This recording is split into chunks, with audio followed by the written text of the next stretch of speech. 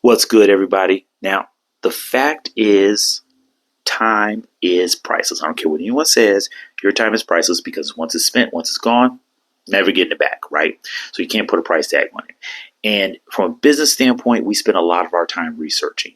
As writers, we spend a significant time researching, but also just going through things like basic outlines and formats and stuff like that. And frankly, tasks like that can become not only mundane and they just take us away from the creative process. They take us away from getting the work that needs to get done and honestly the work that we get paid for. And AI tools are helping us to reduce the time we spend on these things, if not completely eliminate it. That way we can focus, be more creative, and get the work done that we're getting paid for. That's the most valuable and most necessary. And also spend more time doing the things we love to do outside of work. So today's episode of The Ambitious Show, we're going to go over AI tools to help you with research and with writing. This can help you with both creative writing and technical writing. Busiest part about this is research is extremely important in both business standpoint and from a writer and a creative standpoint. So why not use an AI tool to help you save time there? That way you can focus and produce your best work. Let's get it.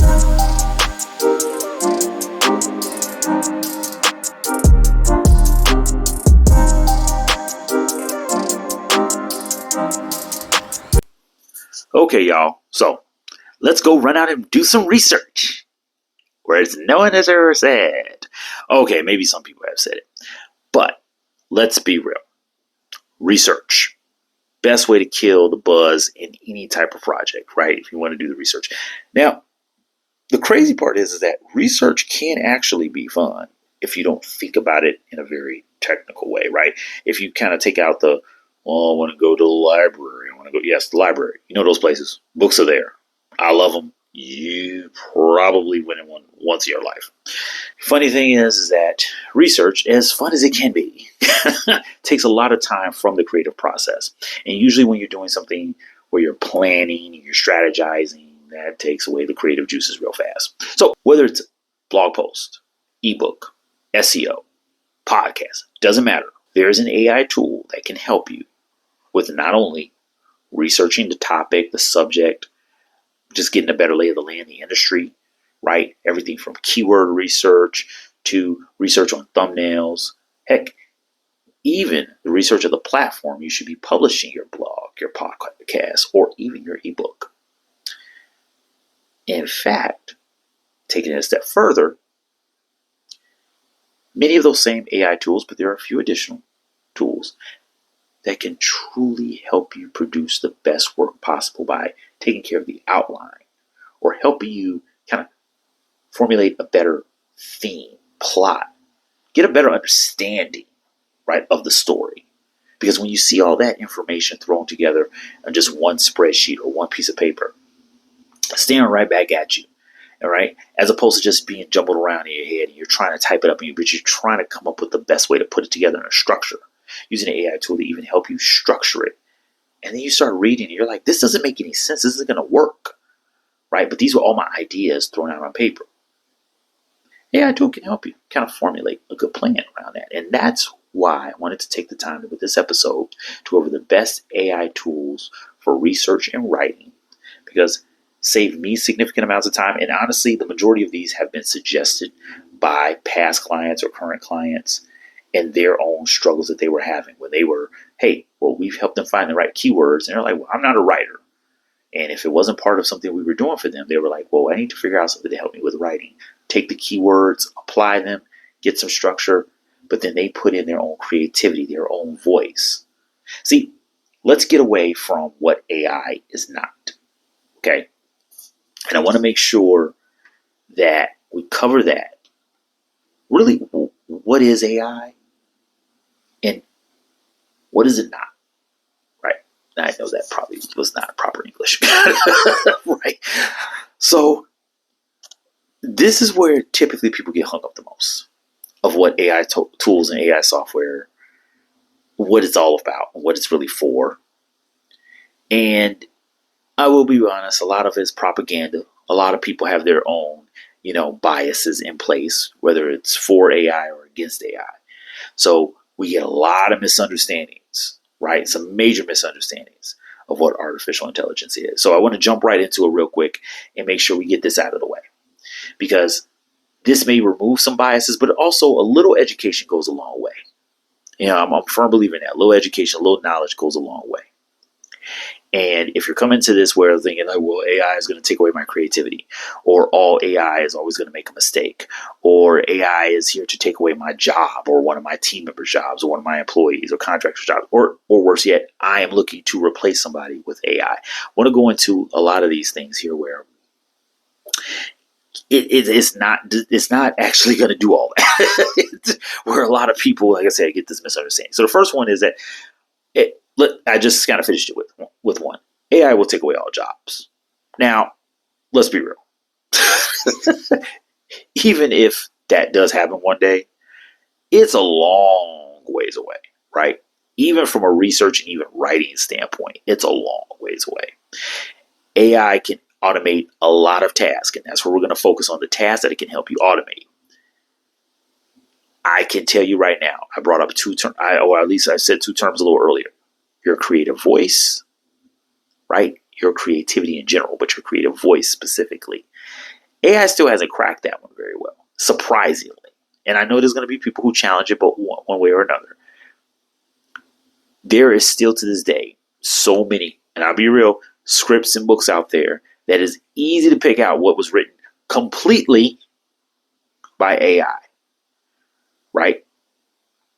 And specifically, when we talk about jobs in general, roles in general, there are so many tasks that AI cannot do, simply just cannot do, because it hasn't gotten to that level yet, and it's really far off from getting to that level, right? For AI to completely replace the service industry, or I should say all service industries specifically, we're talking about those like baristas, waiters, chefs. That ain't happening. Managers of every role, every aspect of management, it ain't happening anytime soon.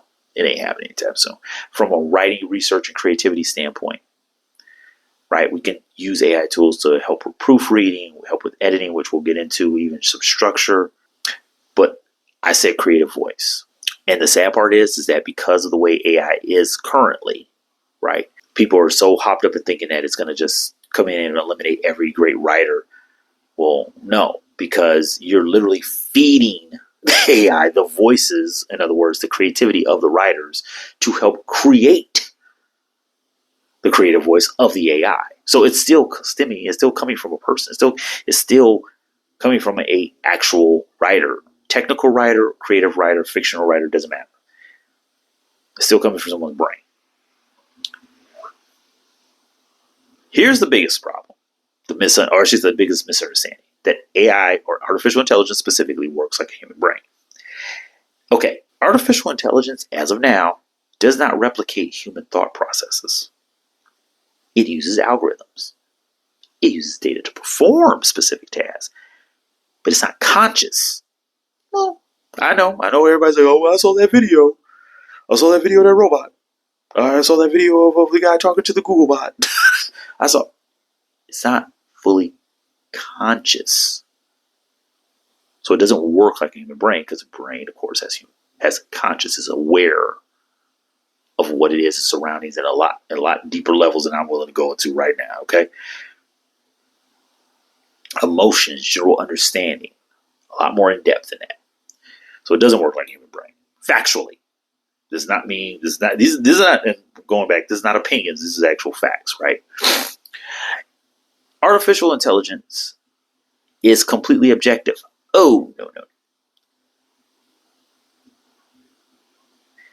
Artificial intelligence systems can inherit biases.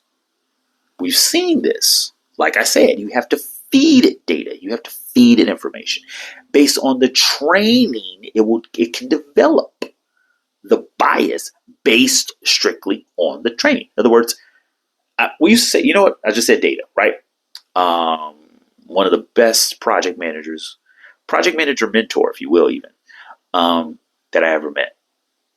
Had the privilege of working with him for some years back at one of the old corporate gigs. He used to talk about data all the time. He said, garbage in, garbage out. It's the same thing. It's the same thing in this principle. Garbage in, garbage out. Okay? So keep that in mind. It's not coming up with these thoughts and ideas on its own. Once again, because it doesn't have the consciousness. It's based on the training. It's based on what is being fed. This is why it's such a big push. And it should be a big push from the very beginning, but it's even more. You get a lot of people keep bringing this up now, the diversity in the training and development of AI. It's very important, very critical. Artificial intelligence can learn and improve on its own. Once again, not conscious. Okay? So it's not completely autonomous. Cannot adapt, cannot grow without human input. Once again, that training that data in. A lot of people think this because they saw iRobot. Movie. Movie. Okay. Artificial intelligence will surpass human intelligence in all areas. Big. I mean, this is... I hear more people probably saying this one than even the consciousness aspect, I will be honest. Because we saw The Matrix. Right. If you saw The Matrix, this is what people think. Artificial intelligence does excel in specific tasks. We're going to go over some tasks where it really does help. It's amazing how it helps us out. But it lacks what we call it, once again, general intelligence, consciousness, adaptability of humans, right? Humans, we're literally evolving, right? I mean, hell, we connect this to other creatures in general. Artificial intelligence is nowhere near there yet. Now, to say that it can never be there, I can't say that, of course, because never can say never. But to say that it will surpass human intelligence, across all aspects, all domains, that's a stretch. But once again, this is a thought, this is a theory, these are ideas that people have out there. And once again, I just want to make sure, as of now, the way it's being studied, the way it's being trained, developed, and modeled, once again, trained, developed, modeled, because it's based on the data put in, based on human innovation, based on technology we are creating. It ain't anytime soon. Let's just be real. Finally, artificial intelligence. Now, this is probably where it was years ago, and this is why, literally, I'm going to bring up one of the platforms I'm going to bring up is probably going to throw you off and think that you didn't even know this was artificial intelligence, right? That's the whole point of why we're saying that these tools are, I'm shocked they're not being used enough or talked about enough in this respect, at least. But artificial intelligence is only for tech experts. It's only for geekheads. That's way crazy. Okay, some of the best and the biggest innovations that we've seen in all technology was focused on people who are not tech experts, or focused on people who are not programmers, who are not developers. This is one thing I always reference. So we hear about maybe you haven't, but low code, no code, right? This is a whole movement that really started some years ago. I mean, it's been around for a while, but especially within the last, it really picked up in the last 5, let's say 7, but really the last 5 years, I've seen a lot more. I've been on this path pretty much since I got into web development, web design, stuff like that, because I didn't like the way there was that barrier of entry. If you weren't a programmer, if you weren't a trained, or if you weren't even as a hobbyist, a developer, people looked at you kind of like, well, you're just a designer. No, seriously, and that's how it was. And I mean, I will still find people today, oh, you're a web designer. I've heard that, web designer. Like, they'll say, like, you're not really one of, you're not one of us. And the crazy part about that is, just like with AI, right? Yes, these applications need a certain level of expertise, skill set, knowledge. No question in that. But not only are they being designed also for being more user-friendly and accessible to non-experts, here is why this is so important. The growth of everything about any industry. We've seen this in movies. Hey, I'm going to put on my nerd hat for a second, okay? I'm going to put on my blurred hat. I have no problem saying it. Look at the MCU. Look at the Marvel. Look at the Marvel Cinematic Universe. Those movies that reached $1 billion was not because a bunch of fanboys and a bunch of comic fans were going to see them. They went there because people who were just interested in seeing some really fun movies really well-written movies, really adventurous movies, movies that captivated them, take them to a new place. That's why those movies were making hundreds of millions and billions of dollars, right? What they call the casual fan, the casual moviegoer. And the same thing goes to technology. The reason why Microsoft surpassed everybody, say what you want about Apple, Microsoft saved Apple. Seriously, if there was no Microsoft back in the 90s, there would be no Apple today. That is a darn, almost a freaking fact. Because maybe they could have come back some other way, but if not for those bailouts, they got their own bailout. And the reason why Microsoft had the money is because Microsoft was banking on people, the everyday computer user, that companies like Apple were not focused on. Right? So it's the same thing with AI, y'all. It's the exact same thing. Yes, programming knowledge, understanding how to create artificial intelligent models, understanding how to, how machine learning works, understanding business intelligence.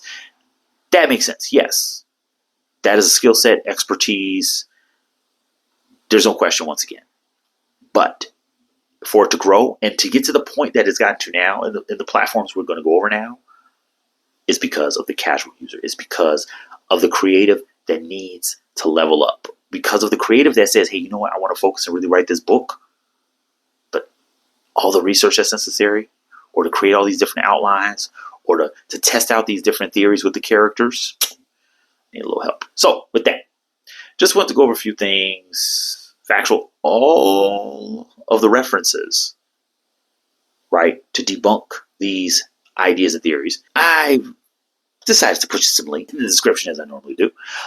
So there are links in the description of this episode so you can check out those references and learn more about just exactly how some of these are just, kind of being thrown out the window because the facts don't support these arguments.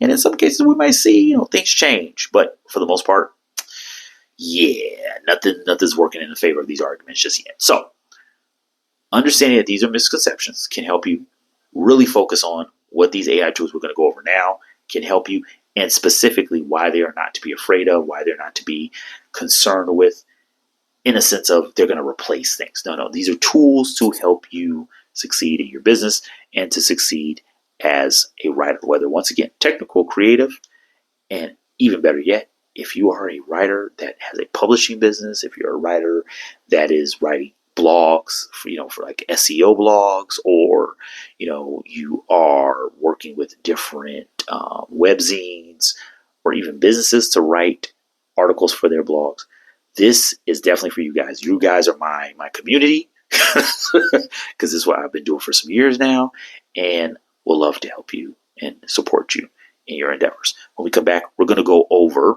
a few tools to help you with research when we come back. Alrighty, everybody. So we're going to go over the best platforms for research. Now, when it comes to research, always want to have a research plan, right? And the best thing about it, especially if you're writing for business, let's say it's for your business plan. Let's say it's for your marketing strategy. It's for blog articles, right? For your blog, and you're looking for what's best for not only from an SEO standpoint, but in general, this general research for your topic. The first platform I definitely would say go with is Julius. Now, Julius, I found out about Julius, I want to say roughly about 2 or 3 months ago. One of my favorite YouTubers to follow was going over almost the exact same thing, right? Different AI tools, but he was focusing on AI tools just in general for writing, not necessarily just for research, but he brought up how Julius helped him with research. I was like, wow, okay, I didn't even think about that.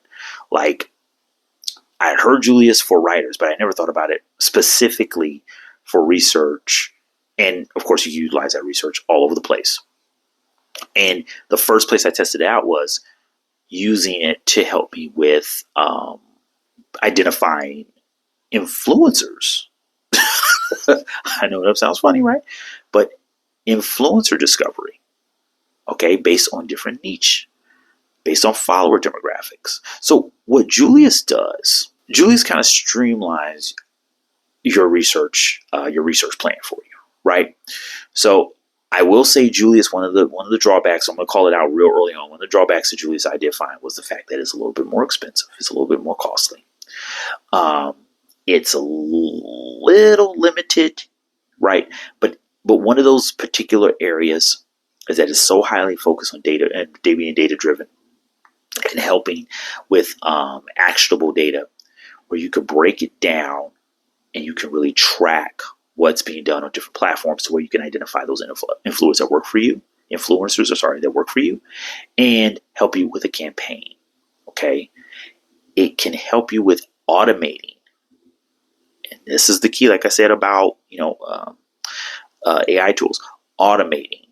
Okay, this is the best platform to use. This is the best influencer to go with, by plugging in the data that you're measuring, and I help you to identify in real time, based on performance, who are those influencers that work best for you. Now, I will also throw out there, because it does take a deep dive, even though it's not looking at a lot, it's going to help you with certain areas. Social media platform, help you build out a campaign, help you identify influencers like I brought up before, and specifically, what are the metrics that you're using to measure it, and if that metric is going to be more effective or not, if you will. It is a learning curve with this platform. Okay, so that's one thing you're gonna have to really take some time. I can't call it out as any other way. You're gonna have to take some time, right, to understand it and to utilize it. You got to play around with it. So you can't. I would not suggest you go forward. Okay, I'm going to use this for a week and see if it works, unless you have some really good dedicated time towards a couple of hours.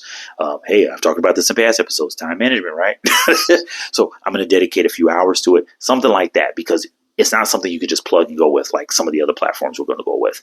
But it is definitely worth the time investment if you have not only the budget to get the most out of it, but also the time to dedicate to it. Here's a great one with Julius. If you have a team member who's going to focus on your marketing, if you're going to have a team member that's going to focus on your writing, maybe you're not an entrepreneur, you have a small business, and you have a person who's going to be. This is a great way for them to level up their game, and most importantly, being honest, like get some extra time, right, on their plate, literally on their plate, not off, on their plate, right? So they can say, hey, I'm going to dedicate time to doing our market research, leveraging Julius, and the other time I can build out the plan. I can create the decks. I can do those kind of things. And we actually have a tool that can even help you with those too. Yeah. So, yeah, that was not a sound effect. That was me. Next up, and you've definitely heard at least the prefix to this. You've heard of ChatGPT, but have you heard of ChatGPT Scholar? Okay.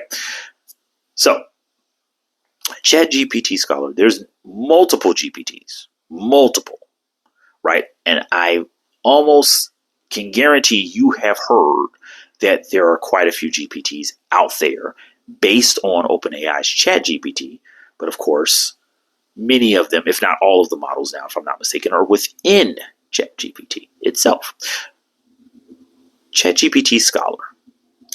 It is a variation of course, the classic well-known ChatGPT by OpenAI. It focuses, though, on academic research and specifically making it easier for researchers, students, and professionals, right, to generate insights, build summaries, and even references, right, for academic tasks, which is awesome. One of the biggest problems when it comes to research, at least in my experience, right, or one of the biggest challenges, at least, right, is just having access to a lot of these databases. And in some cases, some of these are extremely expensive databases. Well, here you can quickly, hey, if you have the research and you want to upload, you want to generate a summary, build out a summary. You want to make sure that your citations are accurate. And this is why I would go with challenging people about, any AI tool being, plagiarism, or it's going to steal work. Well, a lot of it's based on the data you're feeding it, right? And in many cases, like a tool like ChatGPT Scholar, you should be using that tool to help you ensure that you're not plagiarizing. So you can say, hey, you know what? I wrote this whole paper. I referenced a lot of work. Let me upload it, and it's going to review the work for me to make sure that I did the proper citations, APA, MLA, New York, Manhattan, all those. The coolest part about this, and this, for me at least, the coolest part about it is it does have a multilingual capability, right? That alone, because sometimes some of the best material you find in research, the majority of it's in another language. So it might have a portion of that paper in English and the rest, I've had this situation specifically, a portion of the paper was in English, the rest was in German. I'm like, right? And you want to have an accurate translation. So yeah, you might use a Google Translate, or if you have the dollars, you work with a translator. Yeah, that could get a little costly. Okay, so leveraging ChatGPT Scholar is a great way to ensure that you can at least do some international research, summarize some papers, properly cite them. It makes the process a lot smoother. And this is, of course, looking from the standpoint where you've already gathered a lot of your research, right? So you just want to do some fine-tuning, some polishing. I will say this, first off, one of the biggest cons, at least for my situation, at least, it's not peer-reviewed. So a lot of the output isn't as, reviewed rigorously. And it's, let's be real, traditionally, you have these peer reviewed you have sources that do the peer reviews, right? For a lot of the materials and business and the models that are out there, and also for the research that is pulling from. So you want to keep that in mind, that if you are doing it for where you're looking for research, second, third, fourth sources, you know what I mean, to kind of back up your argument. And if you are, taking it from a standpoint of the citation aspect, you want to look over, I would say, go to the MLA website. I would say, just in case, review it yourself beforehand, see if you did the citations and references properly, then upload it. And then, of course, you have these things built into your typical word processing document as well when it comes to citation pages and bibliography. So just some things to keep in mind. I know what you're probably saying, well, wait, what's the point of using an AI tool? Remember, see, I'm not saying cheat. I'm not saying make the AI tool think for you. I'm saying make the AI tool work for you, right? Look at it as a, artificial intelligent employee, which means it's going to basically become a iRobot. Well, we all know how that movie is, so maybe not. Anyway, bad reference. Moving on. Microsoft Copilot. Now, Microsoft, like everything else, hella proprietary. Hella proprietary, right? And of course wanted to compete with every other AI tool that was out there when they couldn't buy up any other AI tools. I'll be honest with you guys about this one though. More than anything else when it comes to Microsoft, I actually like this thing a lot. And that's why I say I have to be honest with this, because Microsoft sometimes they make some stuff and I'm like, dude, Microsoft is one of those companies where they make something and it's like, dang, they were so close. But when it comes to Copilot, not close. Did very well, if you ask me. One of the things I love the most about this platform for research, more than most, because Julius definitely does this as well, but most. Copilot, when you're looking for research, when you're looking for material, when you're looking for articles, it cites everything in the output. So it inlines the citation, and at the bottom, it typically gives you a reference or all the references. The follow-up questions, similar to ChatGPT-4, it gives you those follow-up questions, right? It gives you the kind of questions because it is a chatbot, basically, if you ask me. But the cool part about it is it doesn't just have a follow-up question to kind of keep you leading down the same path. It builds out specifically key points that you might have. And this is what I talk about in your writing, your creative writing. You may have emphasized something, the way you asked the question or the way you asked for the material, the way you asked for the data. It's going to focus on those areas. And that way, right, it really helps you build out the full thought. So if you're looking at this from researching from a creative standpoint, you're looking for references on the city of Atlantis, for instance, right? We're talking about connecting it to all, or at least other mythical or mythological cities and kingdoms in that same region. Like, why are you looking at this region? Maybe something specifically is happening there. It will take that deeper dive. So it will start, may freak you out a little bit.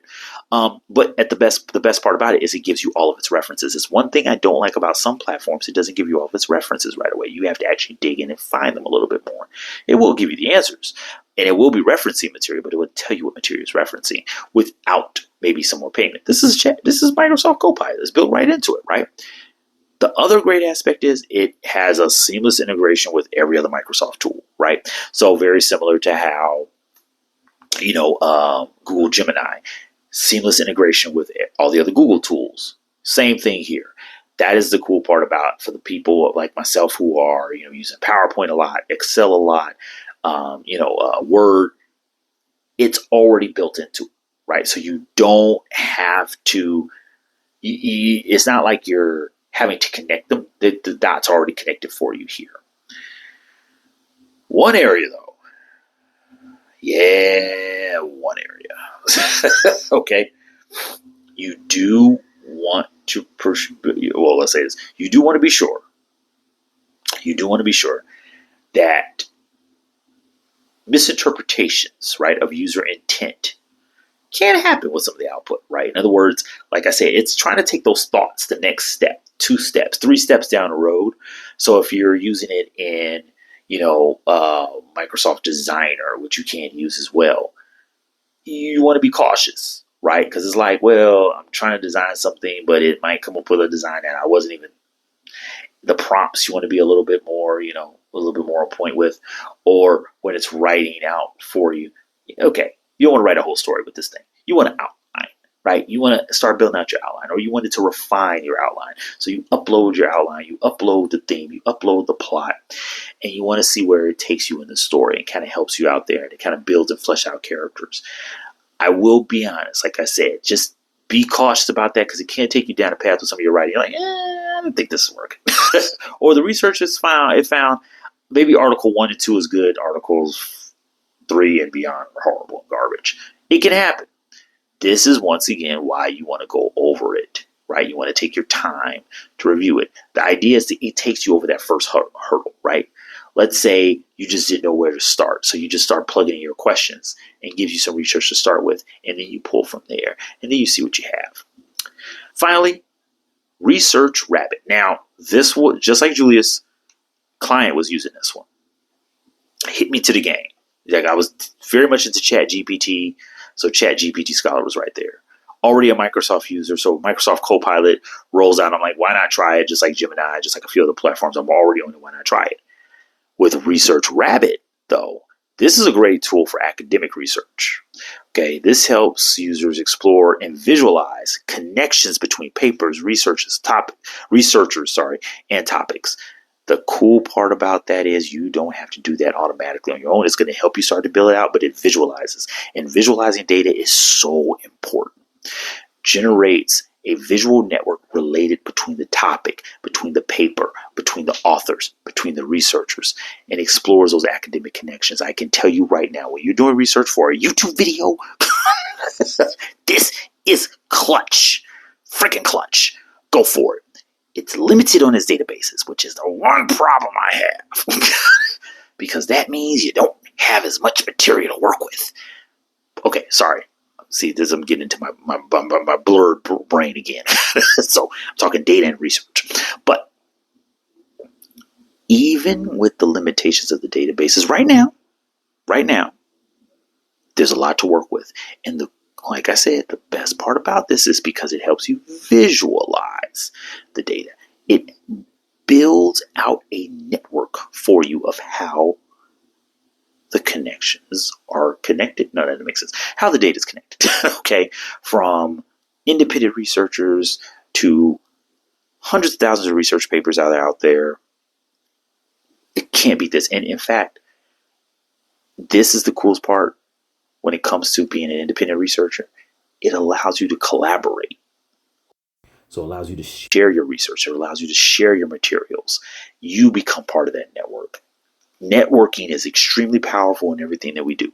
So for you to have this opportunity, Hey, I'm just gonna put it out there for y'all. If y'all trying to become like an authority in your niche, your industry, and you're capturing a lot of research and information, of course, don't be feeding this thing garbage. Okay, please don't do that.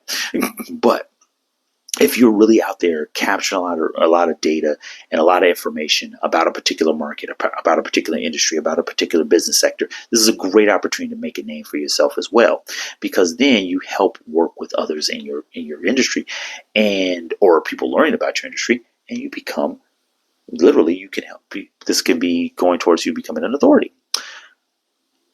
Here's the part that caught my attention initially, and I said, visualizing the data and collaborating with the best parts, because those were the best parts for me. But this is probably going to be the best part for, I'm going to say, everybody else for sure.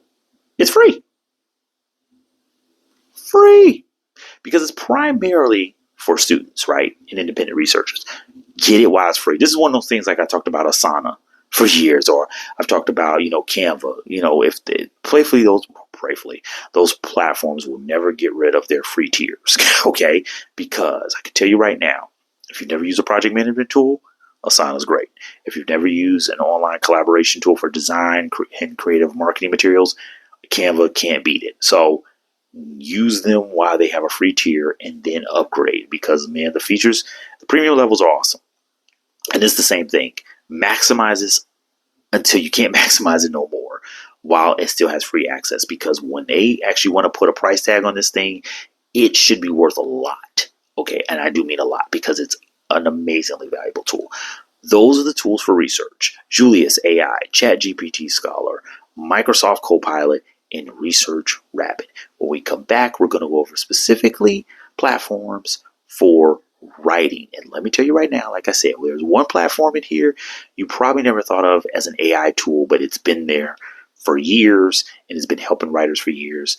And when I go over the AI features of it specifically, you're probably going to go, oh my God, if I'm not using it right now, I need to run out right away and start using it when we come back. All right, so you spent all your time writing that beautiful draft.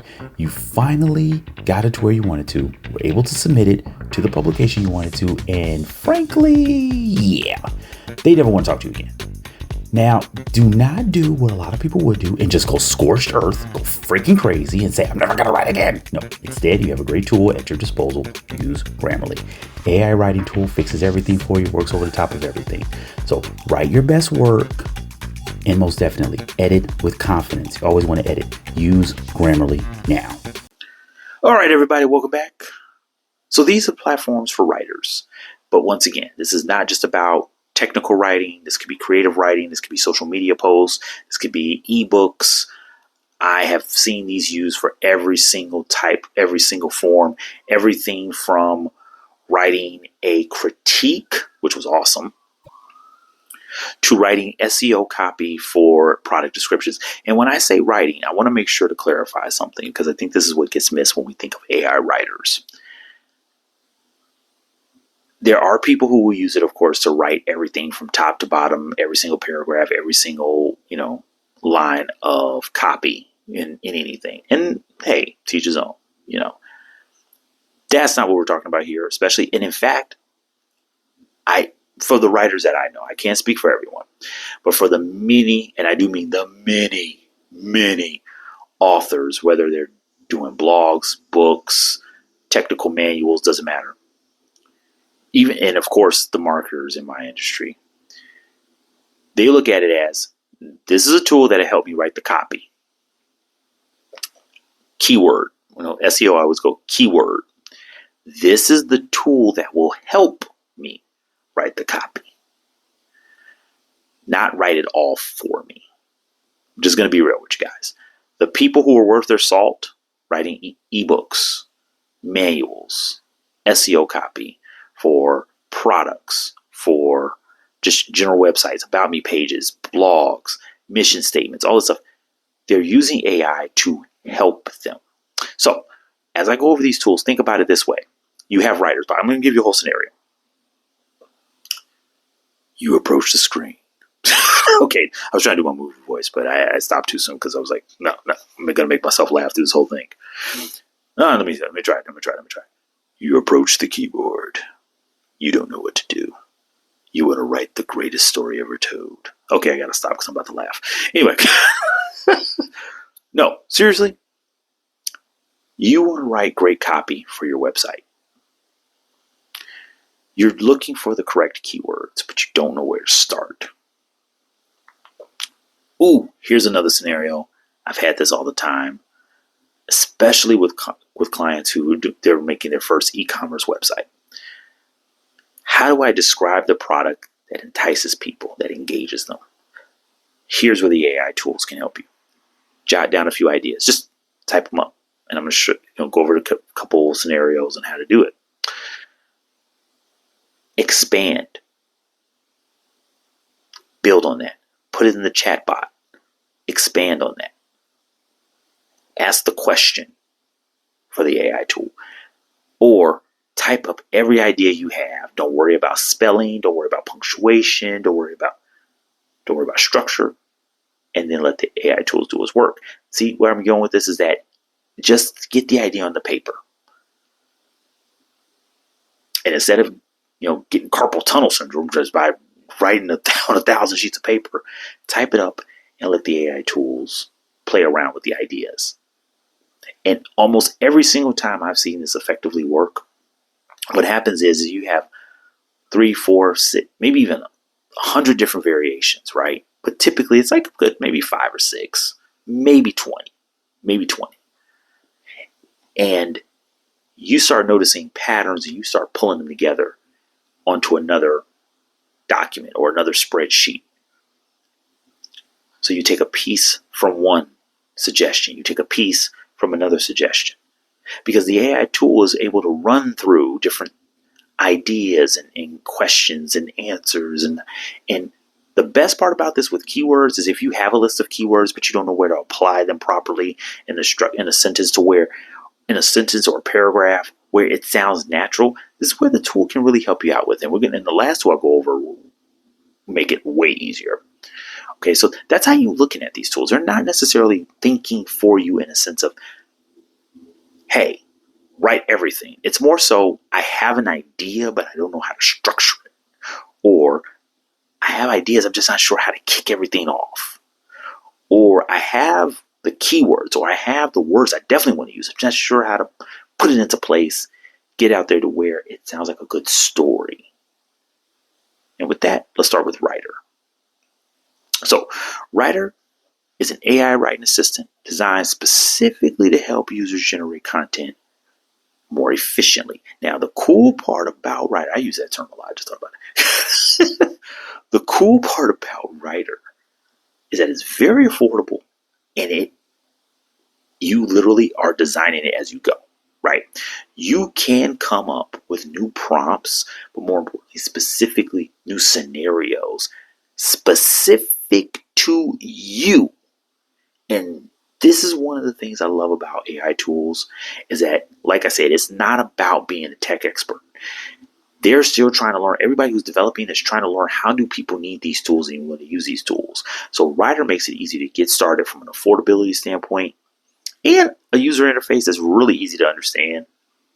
And the crazy part about it is, very similar to what I brought up, one of the best things about Copilot is that it supports multiple languages, right? And that's extremely important because let's say you're trying to cross into a new demographic, you're trying to cross into a new market, and you're not sure how to structure some things, and you might not have access to native speakers right off the bat. So you want to play around with different languages. Boom, you got it right there for you. Okay. Another thing I brought up earlier about voice, you also have tone customization, right? So you can customize it to fit the way you want to say something, tailored to the output, tailored to the audience, right? You want to make sure that maybe you come across a little bit more inspirational, casual, formal, professional, and it will completely change the way, right, what you had just written. And this is one of the things that helps you if you're really struggling with sounding more professional or to fit, right, the target audience that you're trying to customize your content towards. I will say this, it has a lot of restrictions when it comes to like word count and word limitations and vocabulary. So you do want to play around with that a little bit. You want to keep that in mind. The proofread, of course, like with everything that you do, always proofread. Because frankly, let's be real, these are still AI tools and they're still being built out. Now, Writer also is built off of a ChatGPT model. Okay, so keep that in mind. There are aspects there that where you will see some similarities, but for the most part, it's going to be very unique in the output that you get. I would always say if you can play around with a couple tools at the same time. So take Microsoft Copilot, ChatGPT, ChatGPT Scholar, and Writer, and literally ask the exact same question and see the different outputs that you get. It's amazing the completely different outputs you get, and that's when you start a lot of times compiling them, put them together. The next one is Phrase. Now, Phrase, I was hip to Phrase literally by a user of Writer, and they were using Phrase, and I gotta admit, I was not expecting to see this. They put together one of the best articles that you would, being real with you would have never thought an AI tool helped with. And the only reason I would have said that was because it sounded literally like a person had just gone over, proofread it, found the research themselves, everything, because that's the whole purpose of it. The idea is to help you become a better writer. They had put their paper together. They had a great article put together, and they were like, well, I just need the right research. And that's the sad part. Like I said, they were going to spend weeks on doing research that they had already spent days on writing a paper, right? But they were like, no, I want to make sure that what I'm saying, in my opinion, is backed up by sound research. So they told me their story, how they went out, looked out for a research tool, but specifically they found Writer because they were looking for the right keywords, right? So this tool was actually helping them build out papers based on research. Nope. Here's a paper you can reference. Here's a research on a white paper you can reference. Here is an ebook you can reference. And they could structurally build out their argument, of course, rewrite some aspects of their paper because they wanted to tailor it, of course, to what they were given. But now they had factual research to base it upon. So now Phrase helped them in not only keyword research, but also in research and finding the exact articles to reference.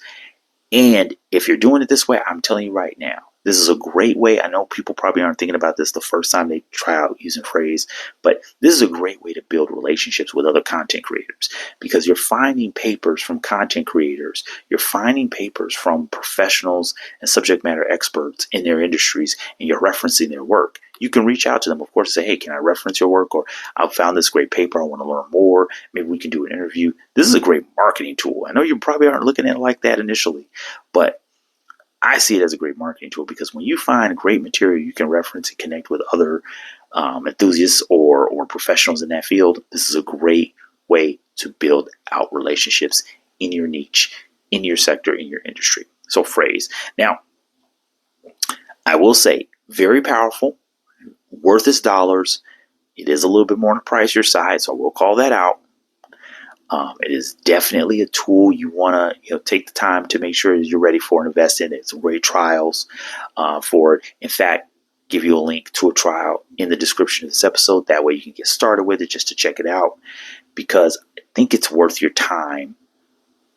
Well, let me say this. It's going to save you the time, but it's definitely worth your time testing around and really getting an idea of how to start out doing really solid SEO copy. If you've never worked with an SEO, if you've never worked with writing your own articles for SEO, this is a great tool to start out with. Now, finally, the tool I kept bringing up, and I said, you probably never thought of this as an AI tool. I highly doubt you have. But you know what? It's been there for years. And it's been doing its AI thing for years.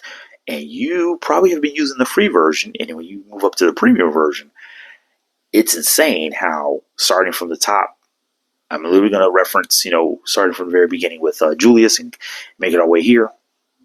Grammarly. Now, like I said, starting from the top, finding great research.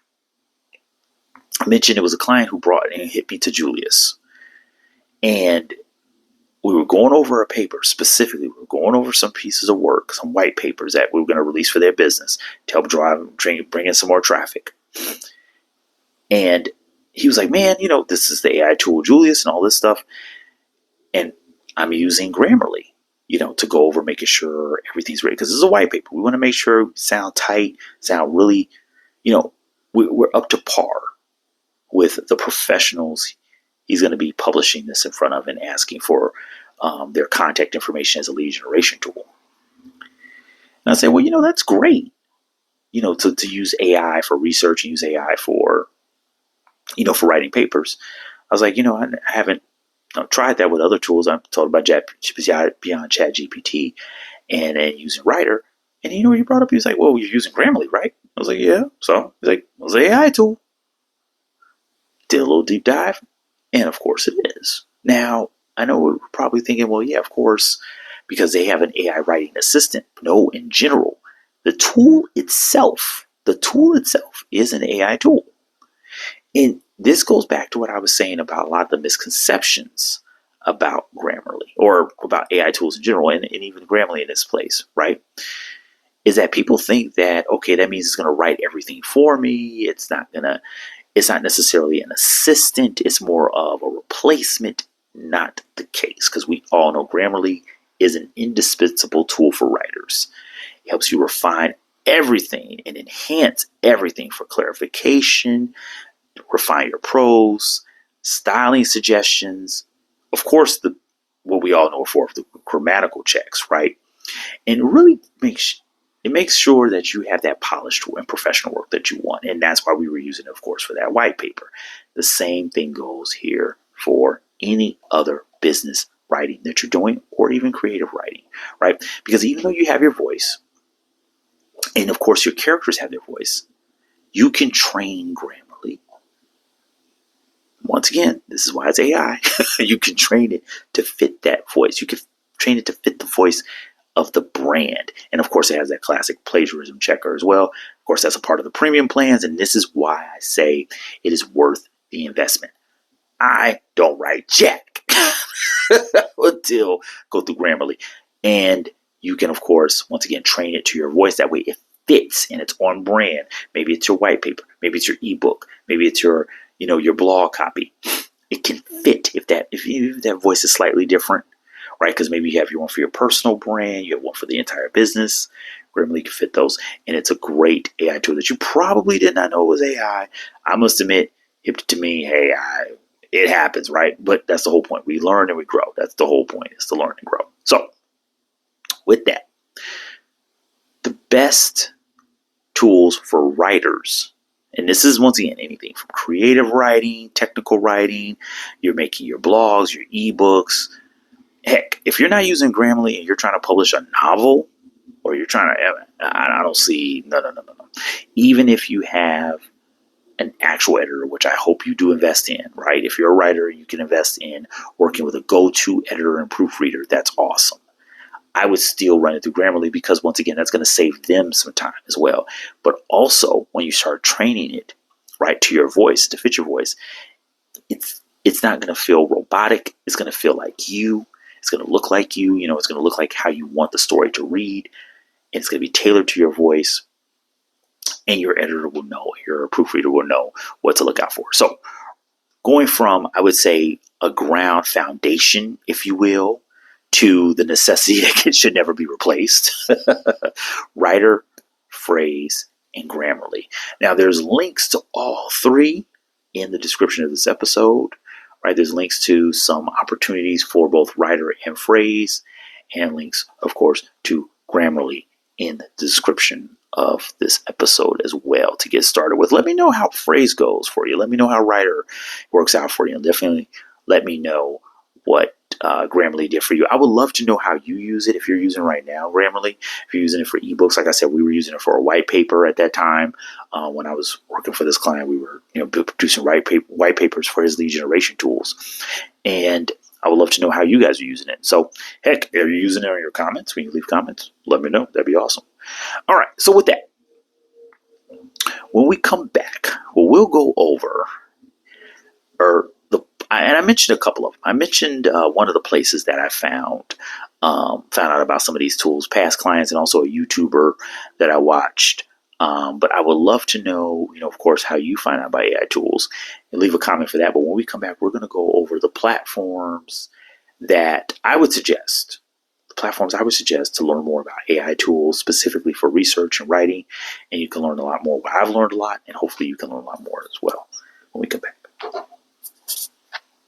Alrighty, now, so we're closing out. Now, normally I have an episode, What to Read, but in this case, we're going to have What to Watch, because there are a couple channels. I've mentioned one YouTube channel before, or learned a lot about great AI tools that are out there. And in this case, I'm going to share that channel with you, but a few others that I think will be great assistance to you, just to understand. I want to talk about debunking some of those misconceptions, because here's the case. When there are some solid go-to references, some authorities, if you will, that helps in just kind of getting through all this noise. And we have a lot of noise out here when it comes to not just AI, a lot of stuff, but right now, especially when it comes from a tech standpoint, AI is one of those things we hear a lot of jargon about, but and a lot of people saying a lot of stuff that necessarily isn't fact-based, right? So one of the channels I referenced, getting hip to Julius, and then a few other platforms from this channel, Dr. Andy Stapleton. Dr. Andy Stapleton's great videos about AI, leveraging AI for research, leveraging AI for education, leveraging all kinds of things, right? But most importantly, this is what Dr. Andy Stapleton does, right? This is what he does. And that's one of those things you want to be cautious of. It's like, well, people who just happenstance, they just fell upon something, or they just kind of got into it. I would even say, from my standpoint, these are tools that I've used, suggestions from clients that, we use together, things that I've seen them use, and I've seen the products and the materials that they've produced with it. I've done my own research on it, but also, I always call out the fact I am not an AI programmer. I'm not a modeler. I don't design these tools. And more importantly, this is not something I do on a daily basis, researching and reviewing the tools. I research and review the tools that I use and hand out suggestions, and these are good opportunities for you. But I am not against going to a pro in the authority. Okay, so if somebody asks me about digital marketing, I'm like, hey, coming to the right place. But if you want to talk about, AI ethics, AI development, potential innovation, I'm not going to be ahead of the game all the time. Definitely. This is definitely a place you want to go to for sure. Dr. Andy Stapleton, link to his YouTube channel. Fantastic YouTube channel. Wealth of knowledge right there. Let me know what's your favorite video. Next one. I would suggest that this platform, when someone was looking for, certifications, and I was like, okay, let me see what's out there. And an associate said, hey, I took a course, because they have premium, but then they also have free, but they have their own YouTube channel as well, which they have a great YouTube channel. One of the best YouTube channels when it comes to just learning about any tech. And I do mean that, any tech, everything from, everything from JavaScript to Python to AI tools to HTML5, project management, and then even down to the actual platforms themselves, ChatGPT, Canva, everything you can think of. Simply Learn. Simply Learn is a great YouTube channel for all these.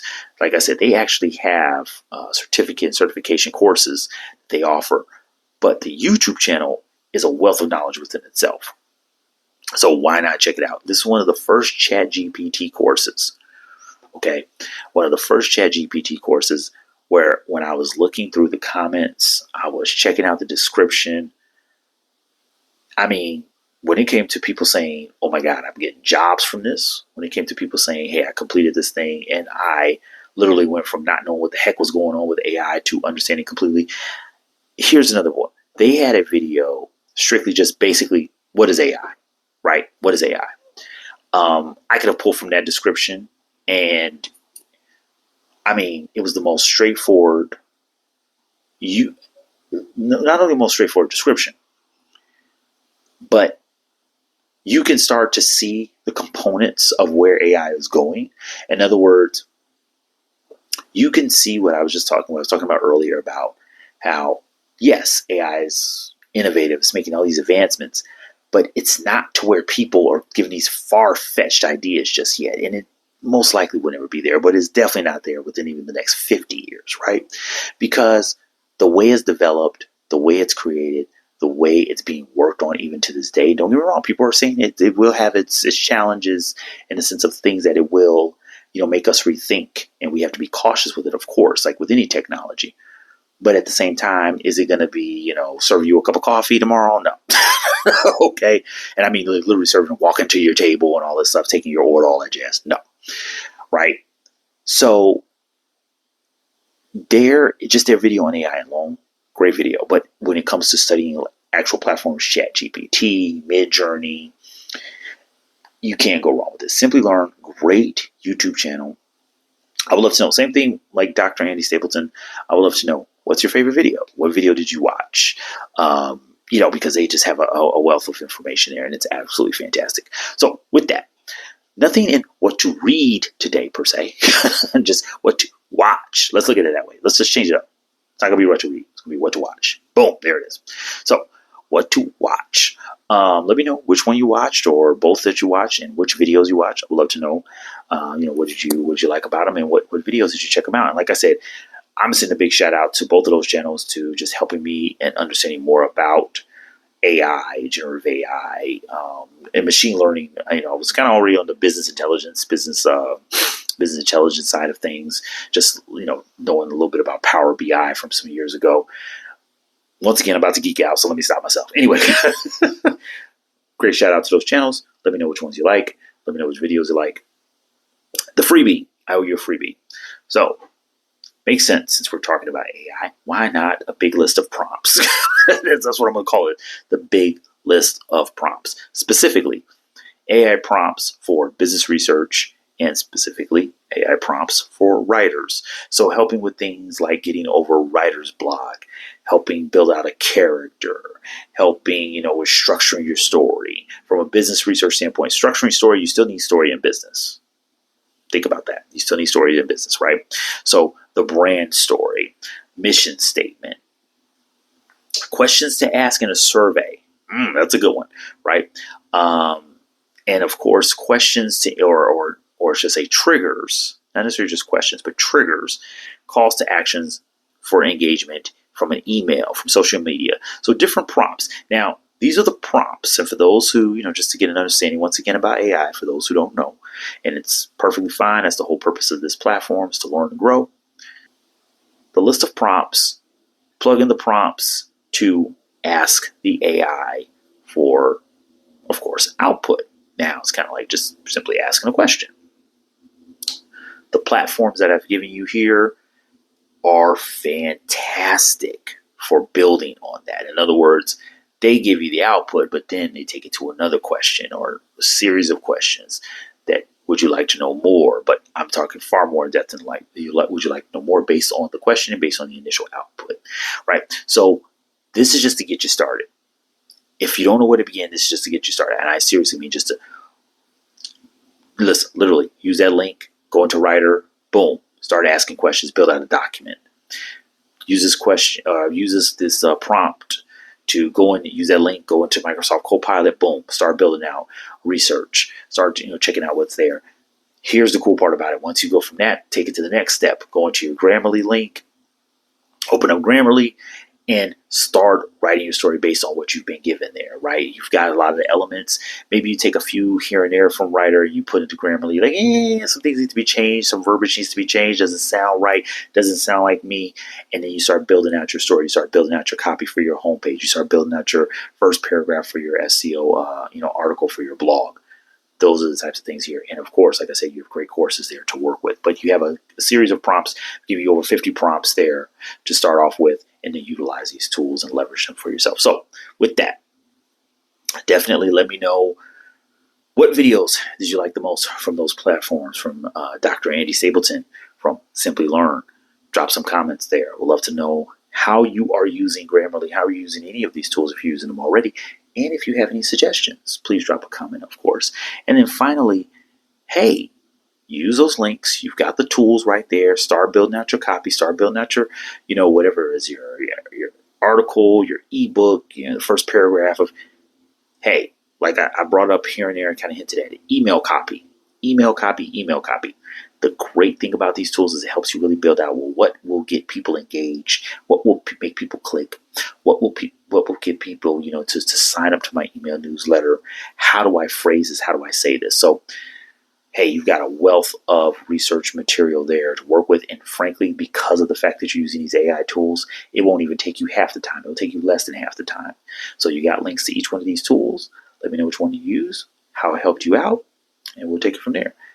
Once again, this has been The Ambition Show. I've been your host, Aaron Muhammad. This has been AI for business research and for writers.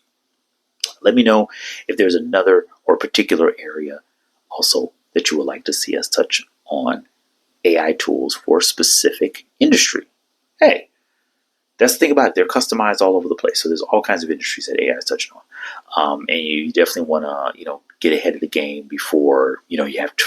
Well, let's be honest. it's advanced. It's got a long way to go, but there's a lot of tools already developed out there. But yeah, let me know if there's a specific industry you'd like us to look into when it comes to AI tools and AI tools that can help those industries. Love to check that out. Love to do some research on that as well. We will use AI tools for research. Why not? That would be pretty awesome. Peace. Best to everybody out there. Best to you and your loved ones. Take it easy. Look around. Love to see you around. Love to see you around in the next episode. Peace, y'all.